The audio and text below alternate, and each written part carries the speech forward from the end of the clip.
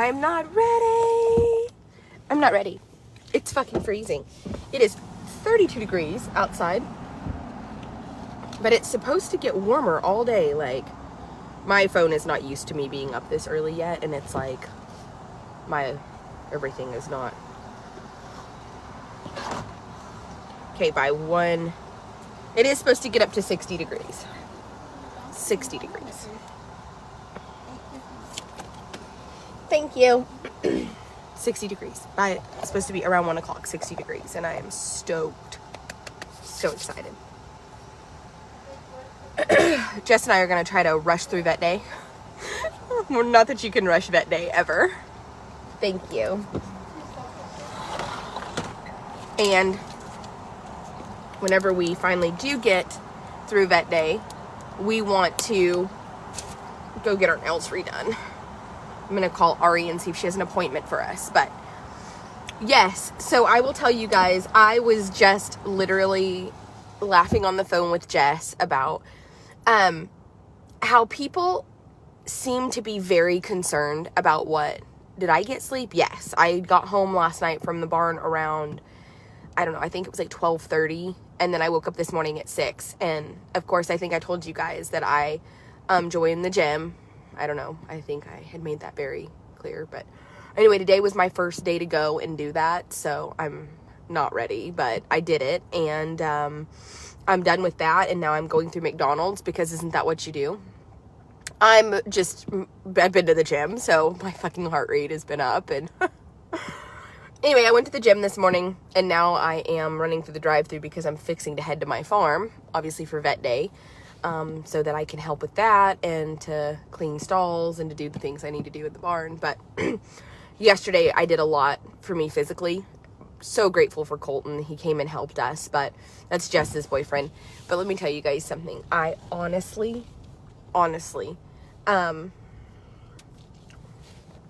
still am like in shock, to be honest, that Appaloosa is like causing any drama. I mean, you know, I started getting inbox messages about, it is so unfair for you to say that a horse does not deserve to live. And I'm like, okay, listen, obviously I'm the wrong person for you to follow. There's lots of people on social media. And this is my question. If you don't love something, if you don't love it, let's just be honest. If you don't love it and you think that it's not okay,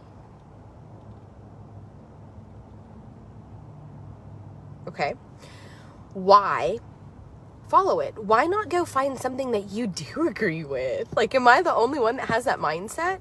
And then somebody else was like, oh, you know, somebody said, like, first of all, Kendra, I guess, has said multiple times that she doesn't buy horses at auction for more than $1,200, but yet they gave way more than that for him. And I'm like, well, I don't know or care, because I don't watch what she says. Like, I have never even gone and watched the video, because I would never give her a view.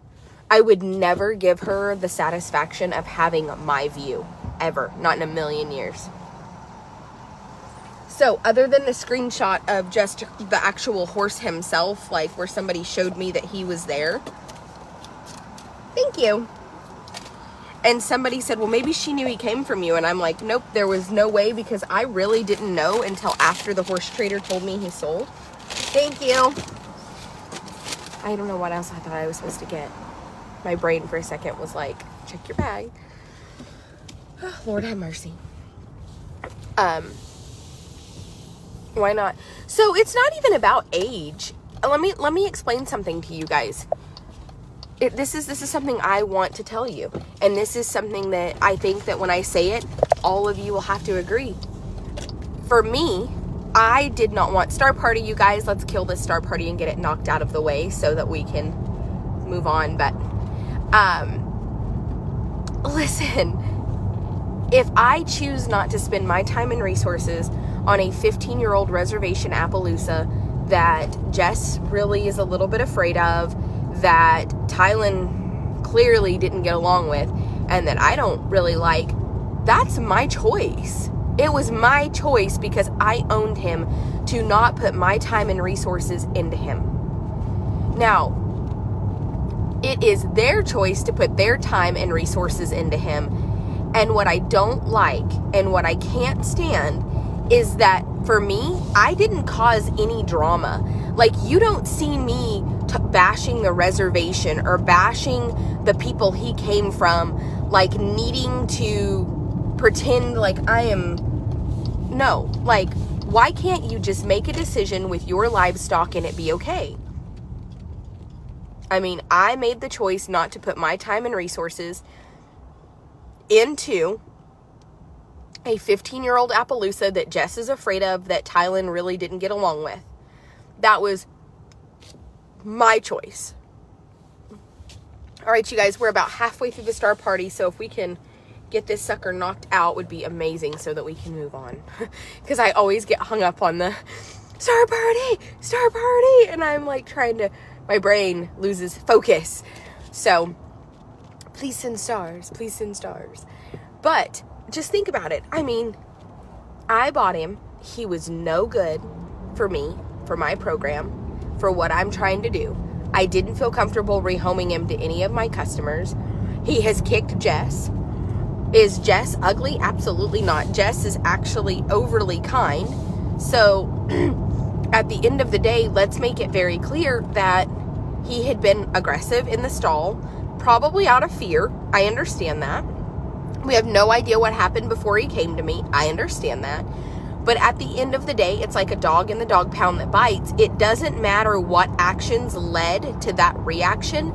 Unfortunately, now the animal's reaction is aggression, and I personally didn't feel like that was a candidate to put my time and resources into. It doesn't mean that I blame Kendra for, and this is the thing that makes people confused. They're like, she's your enemy, and I'm like, no, she's not. She's not. I don't give a fuck what she does. She has said my name, and she has brought my attention to her, so I will address it. But listen, somebody said last night on video, well, she took people's funds and wasted them. But if that's what those people like to see, okay, you guys, we have 1 minute on the clock. We need 500 stars. We are 500 stars short. Can we knock this star party out, you guys? Anybody got any star packs? I'm getting kind of close to having not good reception, and I'm worried it'll cut off before I get there. I am going to be twice. Oh, all right, Caitlin got us with 200 stars. Thank you, Caitlin. Okay, Stacy with 50. Okay, all right, Deanna. All right, we're getting close. We're getting close. We're getting close. We're getting close. We're getting close. All right, all right. Okay. Whew. We made it. Thank you. Thank you very much. Thank you very much. Thank you. Now, I'm going to go through a couple of little dead spots. I'm going to try to make it through them and not lose my live, but it will lag. When it lags, just like go pee, take a drink of water, whatever. Just, I'll be back. Now, what I'm saying is, I don't care what other people do. Like, that Appaloosa was at my facility. I sold him to a horse trader. They took him to auction, and all of that's fine. I'm not mad at the horse trader. A horse trader did what a horse trader does, and that's make a profit on an animal. And if you can make a profit off of me, you. And I think that more of us need to have that mindset. It's okay for people to make a living. It's okay for people to make more money. And I didn't watch the horse sell, so I don't know if he rode him through. I don't know if he's said he was kid broke. I don't have a clue because I wasn't there. What I can tell you is that the difference between this situation and the situation where I sold some horses to a horse trader is when this horse left. All right, you guys. So I want to make it clear that this has happened in the past. I sold a couple of horses to a horse trader that came, and he lied to me. He came, he said, I'm looking for horses that are nice, solid unbroke horses that I can take home and I can sell them, you know, with a little time on them. I mean, my problem is being lied to. Like, this horse trader just said they thought that they could fix his problem. They never said how much time it was going to take. They never said anything. Hey, in their mind, fixing his problem may have been running him over to Bowie and getting a little bit of money for him so that they could get that sucker sold. You know, like that maybe that's fixing his. Horse trader come to the house before and buy some horses that I kind of had deemed for slaughter. And what made me be very upset was that those horses turned around and were sold at Appaloosa, which is a sell that Jacob makes. Jacob saw them less than a couple of days later, and he said that those horses were kid broke, because that's a sell you don't ride them through. It is just a horse sell. And so at Appaloosa, at that sell, with it being a loose horse sell, you don't have the option to ride them through.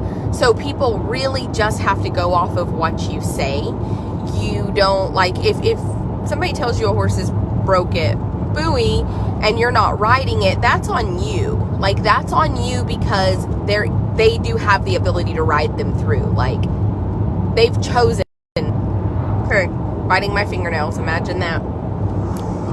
Okay, you guys, so when you don't have the ability, like, the most I've ever seen at Appaloosa is maybe like somebody jump on one bareback in the ring, like with a halter, and turn it just to like say like, hey, this is mine, it's super broke. But the way that it's set up there, you can't really ride them in the ring, ride them around. It's just not meant for that. So again, I'm going to reiterate, to me, it's more shady for somebody to take unbroke horses to a sell like that and tell people they're kid broke than it is for somebody to take a horse to Bowie where you can ride them. Like, so what those people did, it's just, all of it's just my opinion.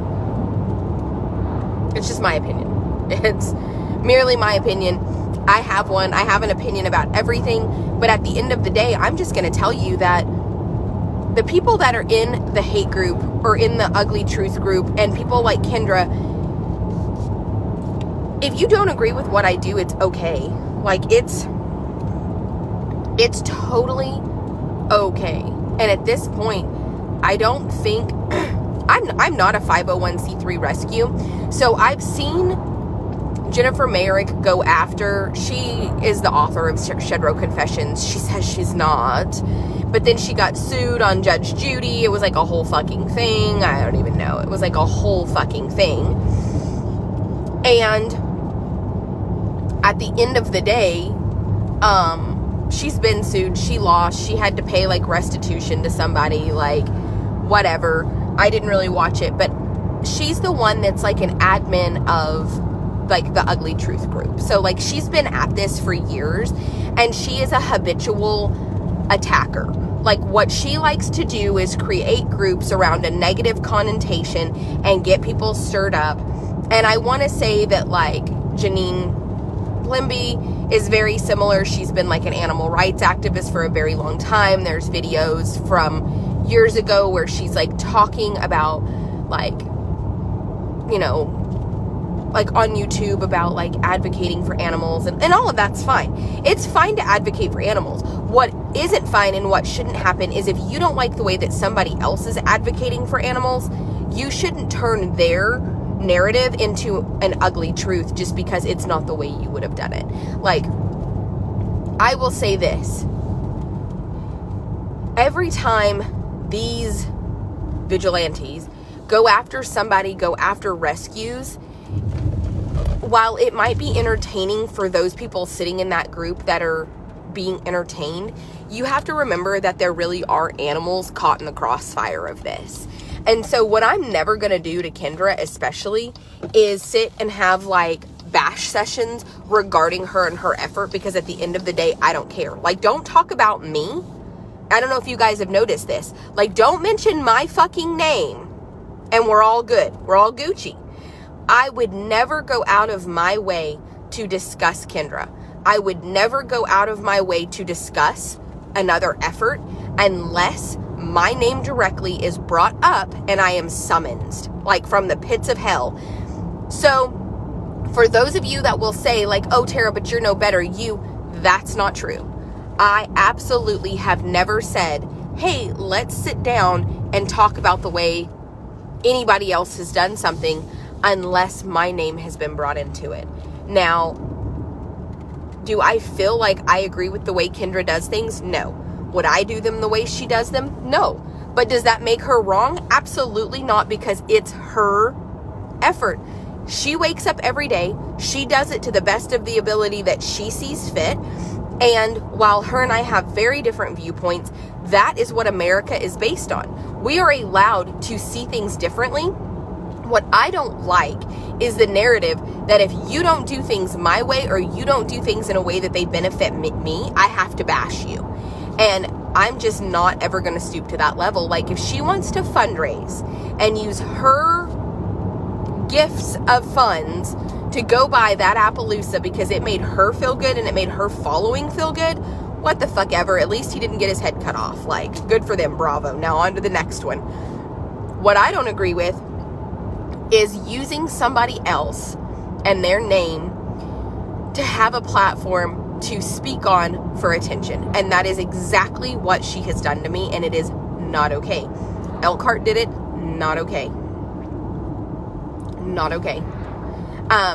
My beef with High Caliber when they were open was just simply that the way, yes, getting out of the kill pen to a rescue was a much better situation for the horses than standing in Pitkin, because it was just not even remotely, I don't think that Pitkin was an environment that horses should have been in, but they had been there for years before I came around, and the truth is the only reason there's not horses standing in that environment now is because of me.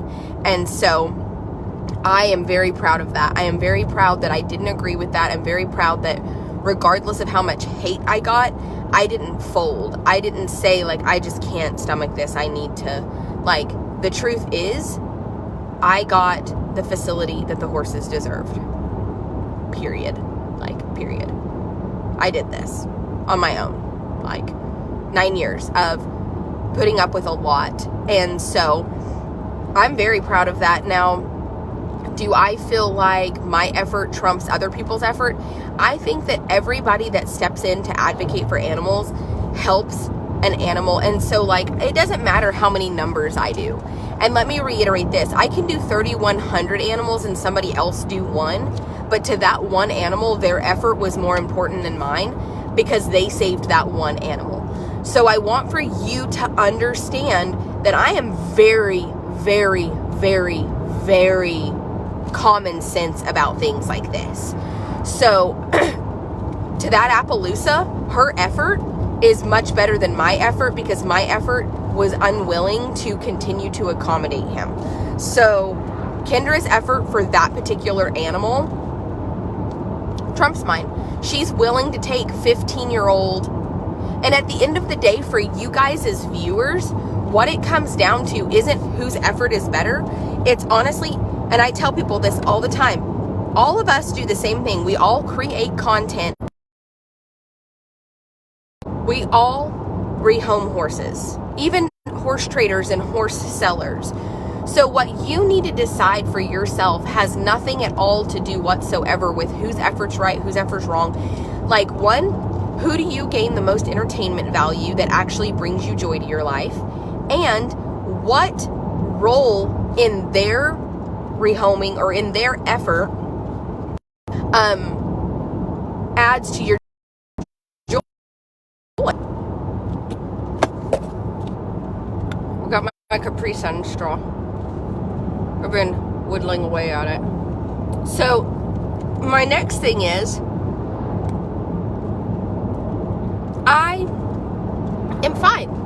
If she wants to be crazy and have an unhealthy obsession with me, that's okay too.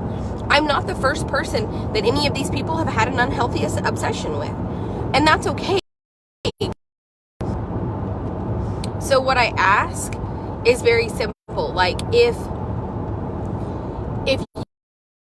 you agree with what I do and you send, lots of people send cookies, different kinds of treats, because we can only give so many CBD treats. Lots of people send Wormer. Lots of people send things that are for the unsold horses.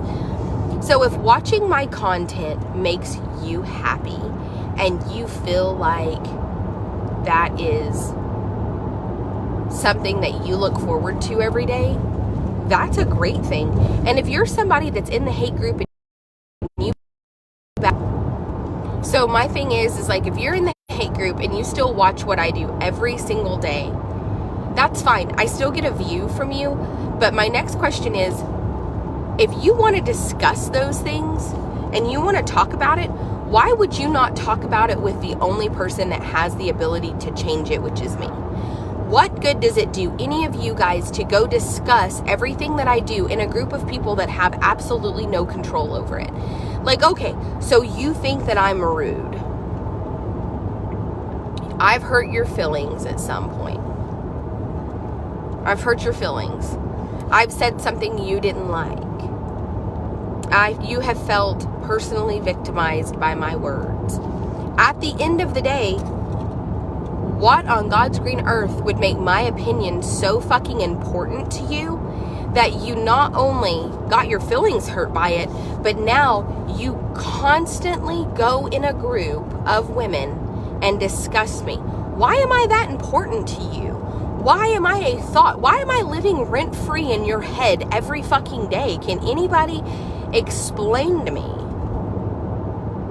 why you're allowing me to live rent-free in your head to the point that you spend more than one day a week in a group discussing my actions as if I am that important? It's fine that you don't like me. It is fine that you don't agree with me. But the lies are where the line gets drawn. I have never in my life had a pasture of horses turned out ever in a million years. Not in Pitkin and not here. You have to remember that in Pitkin, Louisiana, that wasn't my facility and I had zero control over how anything was run, which is why I moved facilities, and the entire time it had been a constant fight between the Thompsons and I. We just do things very different. So first of all, you're a liar if you accused me for having any control over any of that. Now the horses are here and we do a fantastic job by the animals. We do a drive around that property all the time. Every pen has hay. Every pen has water. The hay is gorgeous, custom belled hay.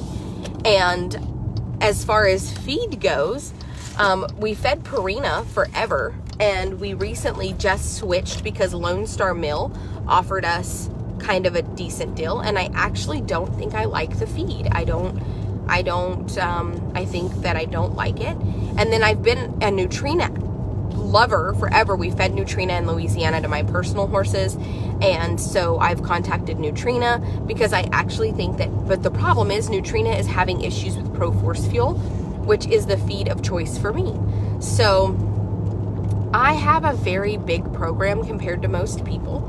So we have to find a happy medium where we have a great quality product at a decent price. Obviously, you're not going to buy a cheap feed and do any kind of good. But I'm not, and here's the next thing. I go through tons of horses.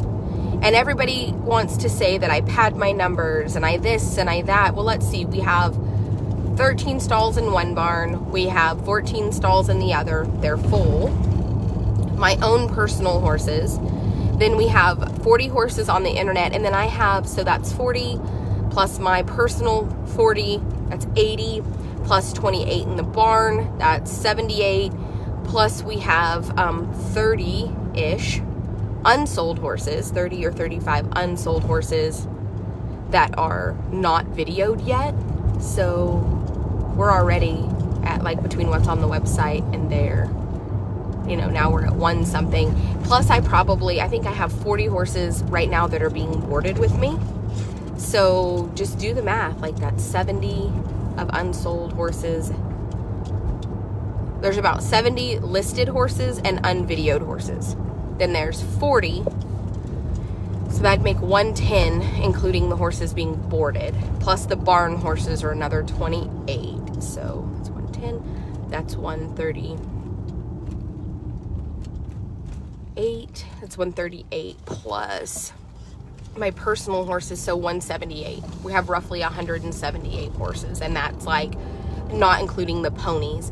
And there's 10 ponies, so that makes it 188.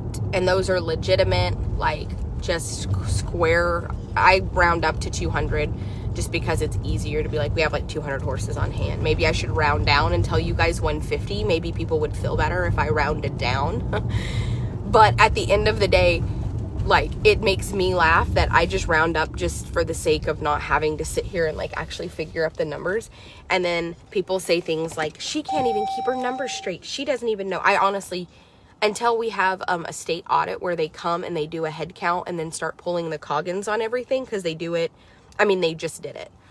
So what else bothers me is to see people say that I was run out of Oklahoma. First of all, I was not run out of anywhere ever. I still own racehorses to this day, and we run them, and it's no big deal. Like, just because you choose to think I have issues doesn't mean I do.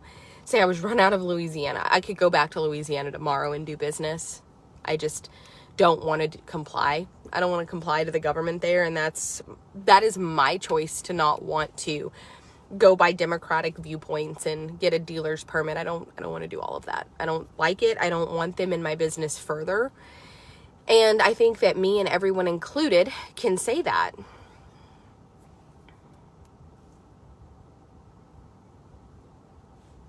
I mean, maybe there's people that are like, it's funny how other people will be concerned about your viewpoints on the government when they have no dog in that fight. Like, do you think the government would ever come to bat for you? Do you think the government would ever, get in a tussle between you and somebody else and come to your side? They're not going to. They don't give a fuck about you. No more than they give a fuck about me or any of the people watching this video. We're just fucking sheeple to them. We are just a means to have a workhorse to keep their wheel turning so that they can profit off of us.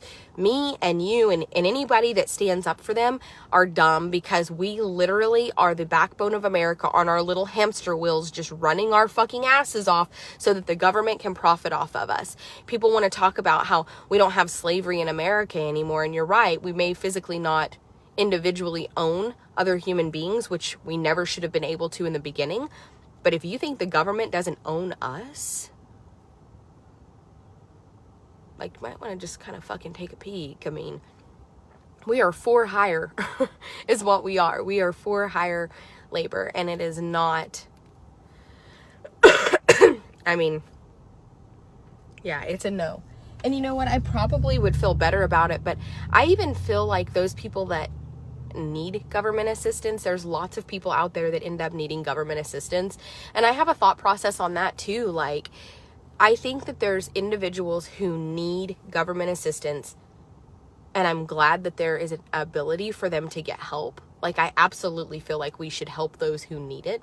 But the problem is that people who have had 10 children, who are on drugs, who have their kids being taken by CPS directly from birth. My friend one of my good friends is a CPS attorney. She's a child defense attorney, or she was. And at the end of the day, you guys have to remember, there are people that have had 4 or 5 children and they just leave the hospital after they have them and go right back to the trap house. Like, there are infants, drug addicted infants, and like their moms are on welfare. And what, like, I mean, those people need help. But I do think also the government needs to maybe stop enabling by allowing people to have government assistance and start having better rehabilitation programs that start with mental health.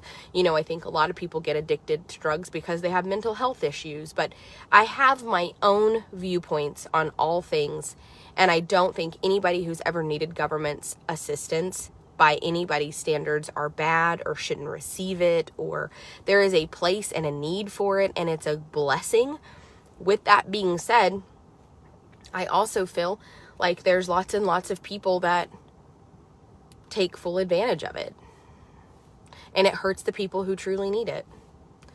And so you have to remember that for me, I don't feel like enabling the government to further enslave those of us that are literally just working our ass off and having to answer for everything. I mean, the harder you work, the more you have to answer for every dime you make. The more you have to, it's just, it's crazy. And then the government will lead people to believe that, well, there's more tax breaks for people in the higher tax brackets. Listen, there's tax breaks for everybody. The only difference is people with more money can afford better accountants and better CPAs, and we have more leeway in the sense that I have a little bit more money to play with my write-offs. I feel like in the middle and lower class, like I would say I'm upper middle class. So even for me, what I feel a lot of times, you guys, is that money that they're saying is profit that I should be able to write off isn't really there. Like, it isn't really there. Like, are we really making 30% profit? Like, are we really? Come on, you guys. Like, by the time you feed and pay labor and do all of the things, and so you start writing those things off, and people get all bent out of shape about tax write-offs and about how, you know, people start writing more things off and they shouldn't be able to do that, and there needs to be less tax breaks for, but at the end of the day, there's more tax breaks because it takes so much to run a business. It's not because we had make-believe tax write-offs. And you have to remember another thing. Okay. I saw somebody say the other day that horses shouldn't be a tax write-off. It shouldn't be able to be claimed as a secondary startup business and all those things and it is in most states. And I think to myself, do you know how much money by people buying horses and paying labor and paying trainers and paying board, that money puts money back into our economy. Like, we need to keep money in our economy. Like, it's like, and I don't care if it's, you know, the government says that, though, Brooke, like, they encourage business owners for tax breaks to own businesses, but at the end of the day, they encourage people to own businesses because some of the highest taxes paid are by smaller, like, middle class businesses. They encourage you to run a business because obviously you're going to be paying in instead of being an employee where they pay you back. How many people get a tax return? I've never gotten one. I don't get tax returns. I pay in. So they encourage you to run a business because if you own a business and you're running your own business, you're paying in instead of them paying you. You don't get a tax return. You don't get a tax break. So that's...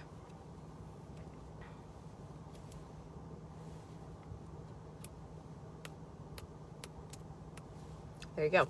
Now, this is not a lesson on business owning, but I just am frustrated that people will watch my videos for entertainment value, really feel like whatever I said or whatever I've done sticks with them to the point that I'm living rent-free in their head for days. And instead of discussing that with me, they go and discuss it in a place where the people can do nothing about it. Like, at that point, it's just bitching. And my main rule is do not bring a complaint to me unless you have a resolution. And the thing is people have no resolution. What they would like to see is just for Jacob and I to, like, live on the streets. That's their resolution, and that's never going to happen. So if you don't like the way I run my place, like, have you volunteered? Have you come and cleaned stalls? Have you come to feed horses? Have you put hay out? Have you done anything in the world to actually help here? Oh, you haven't. Because I invited, even Jennifer Mayrick, I invited her. I mean, I personally reached out to her and told her, like, instead of speculating or threatening to fly a drone over my property, which in Texas is very illegal, and I could absolutely have you arrested for it. Not only because it's infringing on my privacy, but you could also spook the horses. I mean, there's just a million reasons why it's not allowed. Now, with that being said, why? Why don't you just come here? If you want to see what's going on here so damn bad, why wouldn't you just come? I mean, there's 2 barns, there's 31 pens, everybody has seen them.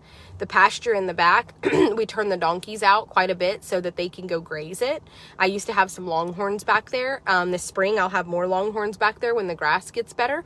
And even better, it's where we have our burial plot. So, dumbasses. Where have you been? My dogs. My doggos. So Jess is fixing to be here any second. So we're going to actually get our day started. It's vet day.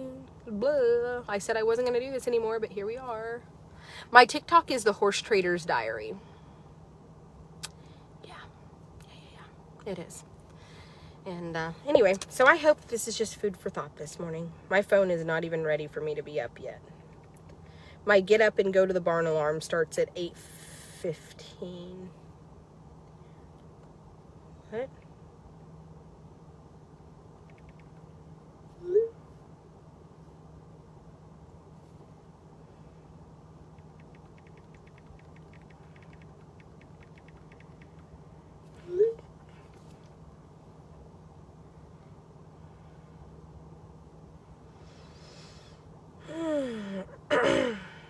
So,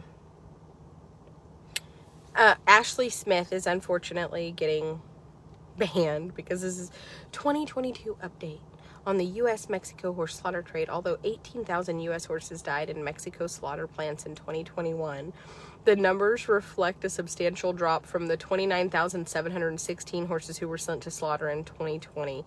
The decrease continues as an encouraging trend, especially when the numbers are compared to previous years, such as 2014, when a staggering 108,583 U.S. horses met their gruesome death in Mexico. Let's be honest here.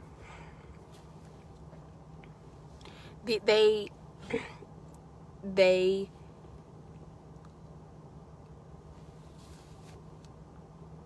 So it says that the two largest shippers left in the U.S. are Dennis Chavez and Rio Grande Classic Livestock. Both sent close to 60 shipments of slaughter horses to Mexico in 2021, and both earned well over $1 million off the backs of the innocent horses in the shipments.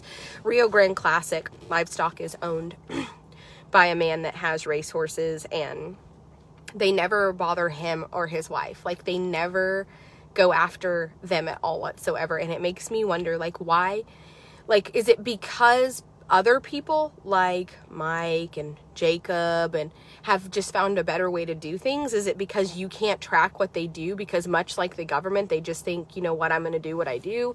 And, you know, like, so here's the thing. Obviously, when you have a bank account and any kind of money is, there's my get up and go to the barn alarm. I'm already here.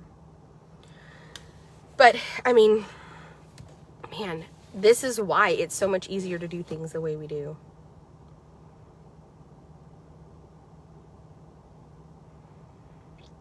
So, as I read through this also reflects the decrease in breeding horses in the U.S. For many years, breeders flooded the market with horses. Now, that's no longer happening. The horses are much more likely to have long-term homes and not end up at cheap auctions that kill buyers frequent.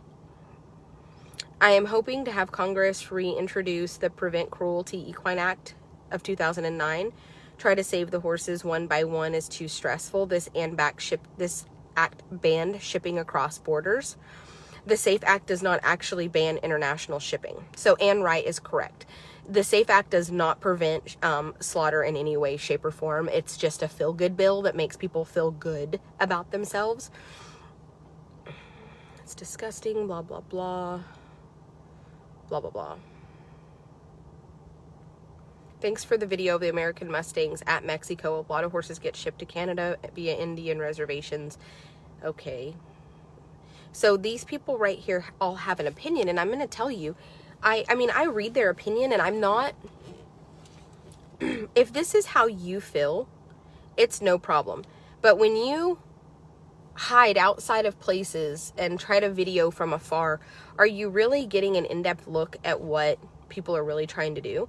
And at the end of the day, like, we have shipped far less horses than ever before, not because we can't ship them, but because of prices. Like, why would you ship a horse to slaughter if you can haul it to fucking Bowie and somebody like Kendra is going to give you $1,900 for it?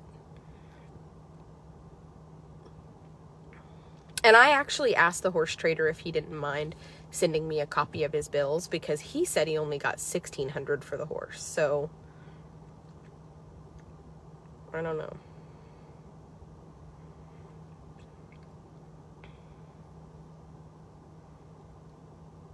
but again, I didn't watch the sales, so I only have, but he might be saying that's what he got after, you know, like commission or whatever. So it might have been $1,900 in the ring, and then his money minus commission, you know, for the sell barn is, but why would you ship a horse like that to slaughter if you can do that with it? And at the end of the day, it makes sense. Like, I'm sure there's a lot of kill buyers that probably just run the brunt of their horses back through auction, because people like that are just gonna run their fucking ass to the auction and buy it for more than kill price. Like, these rescues claim that they don't want to support the kill buyers, but yet when you buy horses for more than plant price, you are supporting the market across the board.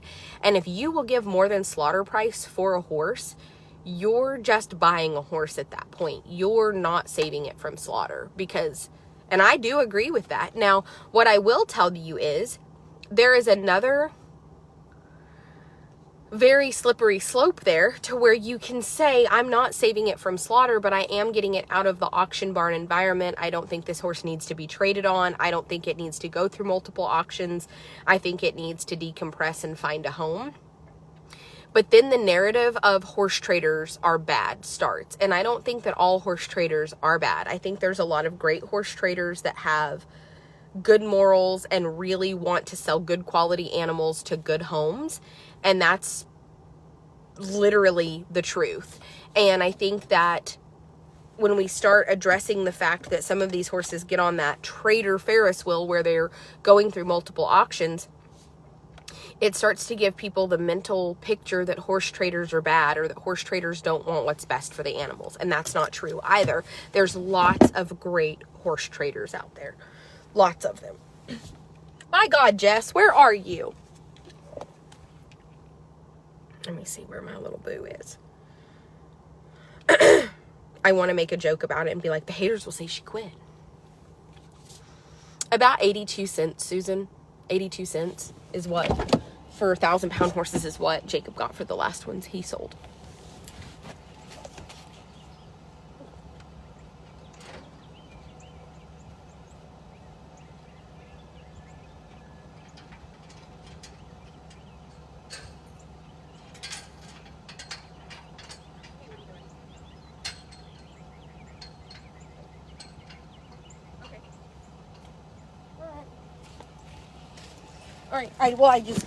I'm opening the gate, so I'm here, and I was live, so I just kind of videoed, but then I kind of got worried. I was like, wait, I talked to her, and she was leaving when I left, so I was like, oh God, okay. I said, I was like, the haters will say, I laughed, I was like, the haters will say she quit.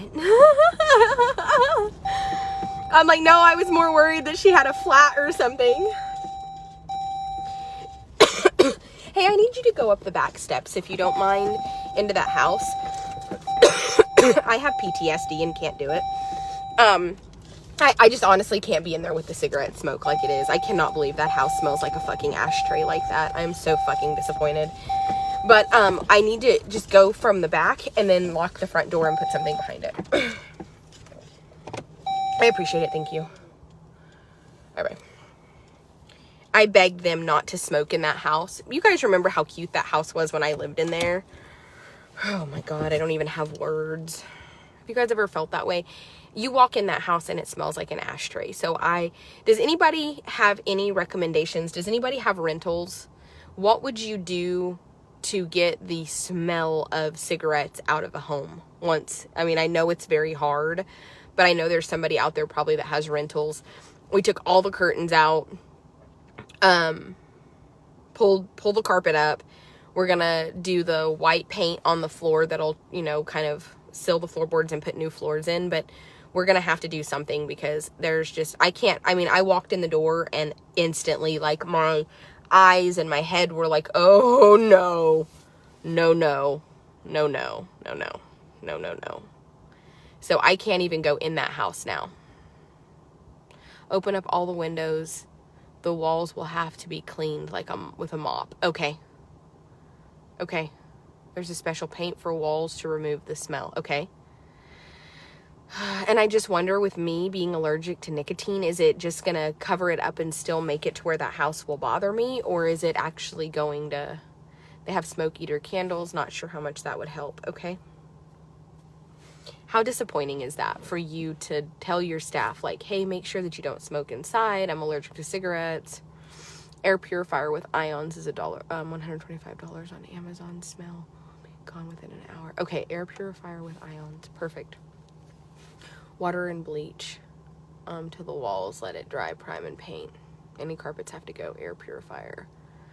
Tectrol. I mean, we have the Kilts paint for the floors once we pull the carpet. Like, we've pulled the carpet up. But you know what? I put floors in the master bedroom in... Now I wonder if we're not... Like, if they can be salvaged. I don't know. Murphy oil takes the nicotine off the walls. Use vinegar and water. Okay. I know there's a car bomb that you set off and run it through a system and it kills the smoke smell in a car. Perfect. Use it in cars. Wash everything. Will be gone. Okay. It's just so disappointing.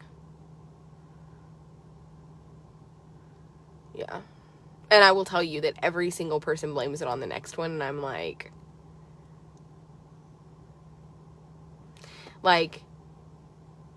Brandon smoked in there, and I know he did. I caught him several times, and so after he left, we kind of aired it out, and then Elizabeth and Dara kept being like, it was Brandon, and I was like, but he's gone, and the smell would not increasingly get worse if it was just Brandon. Like, please don't lie to me like I'm a fucking idiot, you know? Like, it is so difficult to get out, and I am allergic to nicotine, and none of them ever thought, like, that when they don't work here, that house would maybe be, like, you know, a house for guests, or, I mean, Jacob and I have discussed, like, a lot of different options, and, I mean, now Tylen has little girls, so we need to, like, get the house, like, immaculate clean for them. And the problem is I can't do it because I'm allergic to nicotine. So I literally cannot clean the house. I'm going to either have to pay somebody or I'm going to have my staff do it because it's me. It's me, and I'm allergic to nicotine, which means I have a get out of cleaning the house free pass. Yeah. Yep. Professionally cleaned. It's disappointing. You know what? I've learned a little something lately about people, that who people are around me and who they really are can be very different, because I show up and it's very, very easy to, like, put on a facade around somebody that you don't have to see. You know, I mean, they have to see me every day, but you can only do that for so long before, like, people's, you know, you can, like, what I've learned, people can only fake it so much. My husband used to clean cars, but ionized. Purifier, make it big. Enough. Okay, perfect. After the carpets. Exposed wood needs to be sealed with varnish or paint. Yes, so we did, when we pull the carpet up, we do have the Kills paint for the floor. We do have that. That is a thing that we already did. So, I'm gonna hopefully get done today early enough that Jess and I can run and do stuff and things. Hopefully that day will go fast. Oh, you know what? Today is going to be a very, very hard day.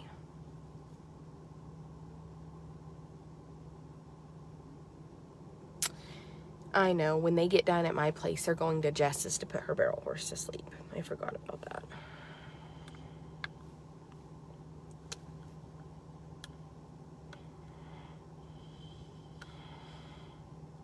Man, that's fucking tough. Jess's barrel horse was diagnosed with navicular, and it's gotten so serious that it's actually causing lesions in the deep digital flexor tendon. So the bone spurs and the holes in the bone are eating into the deep digital flexor tendon. So it's not something that Osphos or Equibone or anything else can repair, because that bone is actually compromised enough that it's like sawing away at the deep digital flexor tendon, and she's devastated, but the mare has had a really hard time lately. It's not my place to tell you guys, but it is my place to tell you guys to please pray for her, because I can tell you that I worry about Jess and her mental health and her, you know, all the things. Anytime we lose a animal that's been part of our life for an extended period of time, it is very... Faye, those were the rules all along.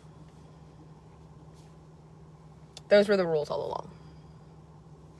So this is going to be a really hard day. So I do ask that you please pray for her and please keep her in your thoughts. And if you would like to send anything like a condolence type thing over the next week to kind of take Jess's mind off of it, you can send it here and just address it to Jessie Morris.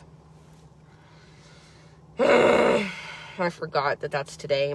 All right, I'm going to get off here and get started. I was like, we're going to get done with vet day and go get our nails done. And I'm like, no, we're not. We're not, for sure.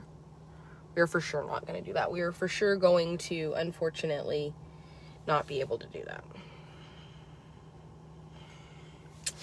All right, Jess just pulled in. Let me go get our day started. Bye, you guys. Yeah, please be with Jess today. I know this is just, for her of all people, she is just so kind and soft. She is very soft. So this is not going to be something for Jess that is like me, where I'm like, all right, it had to be done. Like, this is, I know Jess is making the right decision for the mare, because at this point forward, it would be suffering. But, all right, you guys.